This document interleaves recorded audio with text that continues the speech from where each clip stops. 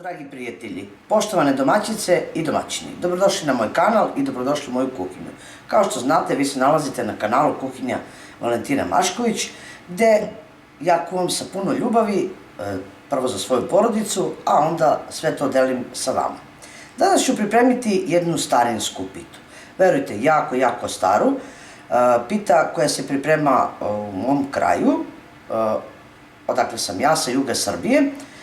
Neko je zove redenica ili kako je još nazivaju poparenica.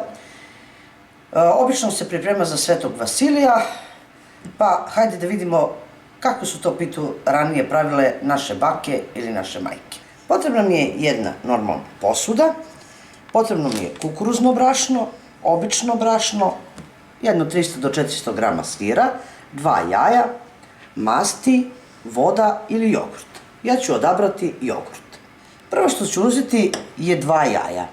Neko priprema bez jaja, a ja ću pripremiti sa jajima, jer tako je pripremala moja majka. Jaja ću malo umutiti, normalno razbit ću ih.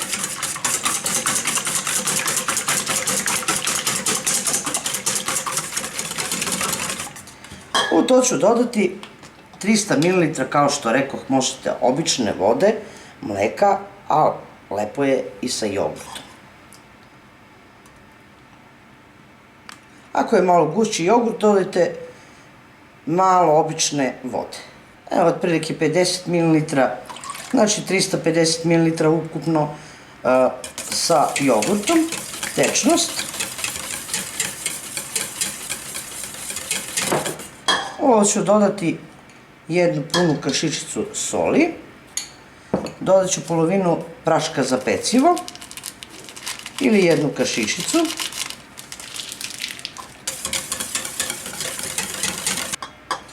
Ovako, nakon što je to, kao što vidite, sve razbiveno, dodavat ću naizmenično kukuruzno i pšenično brašno.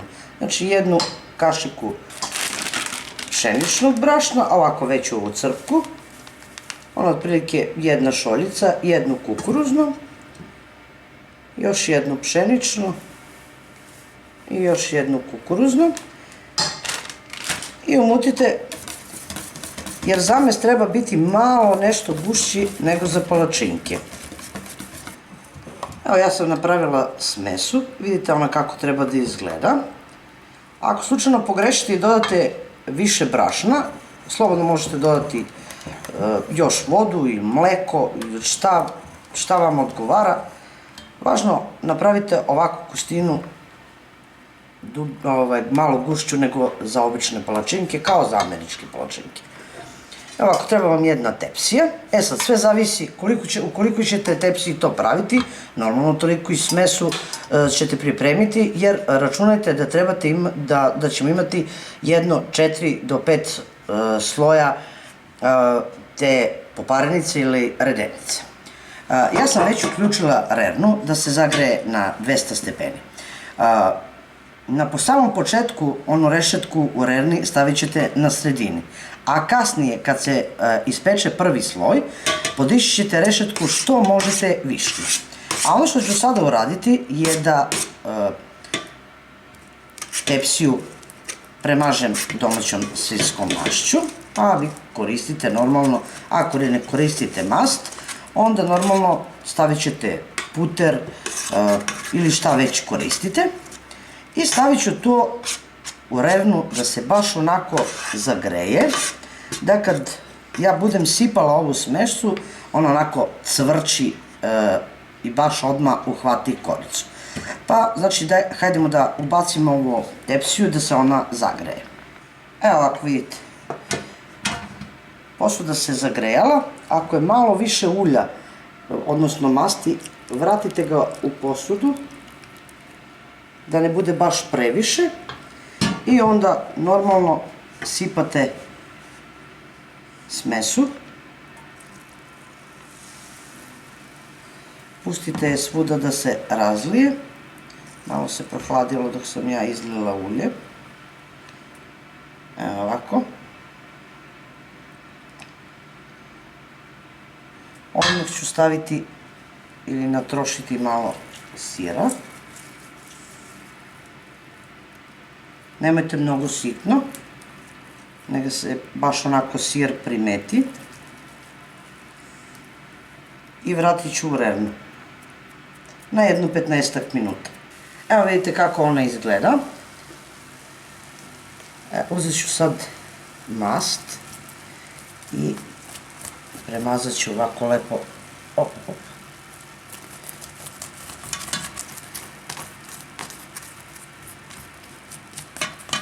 Lepo namažite sve krajeve.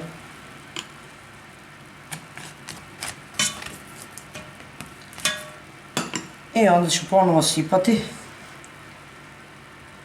pripremljeno testo. Sve ovo ponavljate do kraja, dok ne budete potrošili svu ovu smesu koju imate. Evo ovako malo da svuda to ode.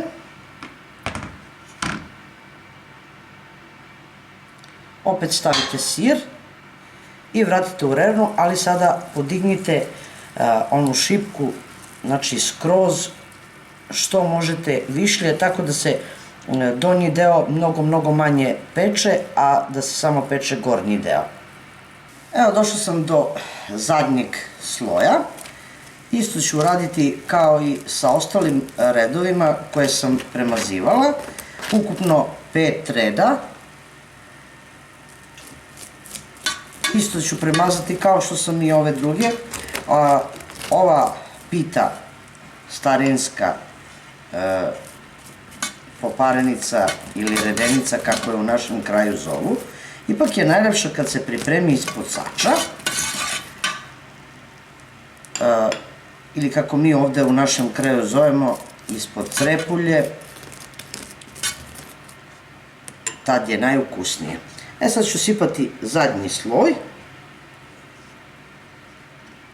Ovo su ukupno, znači 5 reda. I kada ovako lepo nanesemo da svuda ima, ja ću ovde staviti najviše sira. Znači namrvit ću, ili kako mi kažemo, natrošit ću sir. Ovako ova 2 mala parčeta. Ja sam ukupno potrošila negde oko 400 grama sira. Treba vam tvrdi sir, nikako mekani sir da se on tu stopi i razlije, nego baš onako tvrdi i prevreo sir. I sad ću vratiti na još jedno 15 minuta i naša poparenica bit će gotova. Kao što vidite, starinska pita poparenica ili redenica je gotova. Premazat ću je lagano, možete evo kao ja sa svinjskom mašću, a možete i puterom ili uljem, ali verujte, najukusnije je sa dodatkom svinjske masti. I sačekat ćemo malo samo da se ona prohladi, a možemo je kasnije rezati u samoj ovoj tepsi ili ću je izvući na dasci pa ćemo tu lepo izrezati i vidjeti kako izgleda. Evo, malo se prohladila i hajde da to ja lepo izvučem na dasku da lakše izrežem.